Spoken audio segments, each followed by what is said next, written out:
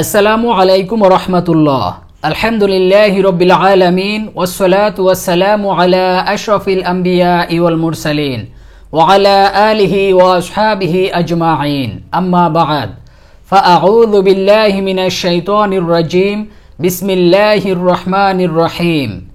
ইন্নাল্লাহা ওয়া মালাইকাতাহু ইউসাল্লুনা আলান নাবী ইয়া আইয়ুহাল্লাযীনা আমানু সাল্লু আলাইহি ওয়া সাল্লিমু তাসলিমা। প্রিয় দ্বীনী ভাই ও বোনেরা, আমরা সবাই জানি কোনো মাজলিসে রাসূলুল্লাহ সাল্লাল্লাহু আলাইহি ওয়াসাল্লামের নাম মোবারক অথবা তাকে বোঝানো হয় এমন কোনো শব্দ উচ্চারিত হলে যতবার উচ্চারিত হয় তার প্রথমবার উচ্চারণকারী এবং শ্রবণকারী সবার জন্য দরুদ শরীফ পাঠ করা ওয়াজিব। আর ওই মজলিসে পরবর্তীতে যতবার উচ্চারিত হবে ততবার দরুদ শরীফ পাঠ করা মুস্তাহাব। হাদিস শরীফে এসেছে, যে ব্যক্তি একবার দরুদ শরীফ পাঠ করবে আল্লাহ সুবহানাহু ওয়া তাআলা তাকে 10টি রহমত দান করবেন, তার 10টি গুনাহ মাফ করবেন এবং 10টি সওয়াব তার আমলনামায় লিখে দেবেন। সুবহানাল্লাহ।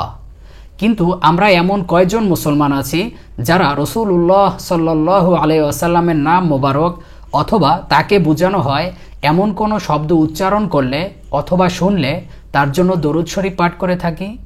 অথচ দুনিয়ার ক্ষেত্রে একটু চিন্তা করে দেখুন, আমরা কোনো মেম্বার, চেয়ারম্যান, এমপি, মন্ত্রী অথবা উচ্চপদস্থ কোনো কর্মকর্তার নাম নিলে তার নামের আগে এবং পরে কত ধরনের প্রশংসাসূচক শব্দ ব্যবহার করে থাকি। মাননীয় চেয়ারম্যান মহোদয়, মাননীয় এমপি মহোদয়, এরকম আরও কত কি। যারা কোনো সরকারি অফিসে চাকরি করে অথবা কোনো কোম্পানিতে চাকরি করে তারা যখন তাদের উচ্চ কোনো পদস্থ কর্মকর্তার সাথে কথা বলে তখন দেখবেন কথার শুরুতেও বলে স্যার, কথার শেষেও বলে স্যার অথবা বস, এরকম যাই বলুক না কেন। অর্থাৎ তাদের যেন কোনো মতেই সম্মানের ঘাটতি না হয় সেজন্য তারা সব সময় সতর্ক থাকে, খেয়াল থাকে। অথচ আল্লাহ সুবহানাহু ওয়া তাআলার প্রিয় হাবিব, সর্বকালে সর্বশ্রেষ্ঠ মহামানব, রহমাতুল্লিল আলামিন, খাতামুন নাবিয়্যিন, ইমামুল মুরসালিন রাসূলুল্লাহ সাল্লাল্লাহু আলাইহি ওয়াসাল্লামের নাম নেয়ার সময় তার সম্মানার্থে একটু দরুদ শরীফ পড়ার সময় আমাদের হয় না। এটা এর চেয়ে বড় বখিলি, এর চেয়ে বড় কৃপণতা আর কি হতে পারে? এটা আমাদের জন্য অত্যন্ত দুর্ভাগ্যের বিষয়। আবার অনেকে আমরা দরুদ শরীফ পড়তে চাইলে আমাদের পাশে যদি দুনিয়াদার কোনো ফাসেক ফুজ্জার থাকে, তথাকথিত কোনো সাহেব থাকে, তাহলে সংকোচের কারণে, লজ্জার কারণে আমরা দরুদ শরীফ নিচু আওয়াজে পড়ে থাকি। এটা স্রেফ কাপুরুষতা ছাড়া আর কিছুই নয়। প্রিয় দর্শক, আমরা রাসূলুল্লাহ সাল্লাল্লাহু আলাইহি ওয়াসাল্লামের নাম মোবারক অথবা তাকে বোঝানো হয় এমন কোনো শব্দ উচ্চারণ করলে বা শুনলে আমরা সাধারণত সংক্ষিপ্ত দরুদ হিসাবে সাল্লাল্লাহু আলাইহি ওয়াসাল্লাম এটা বলে থাকি।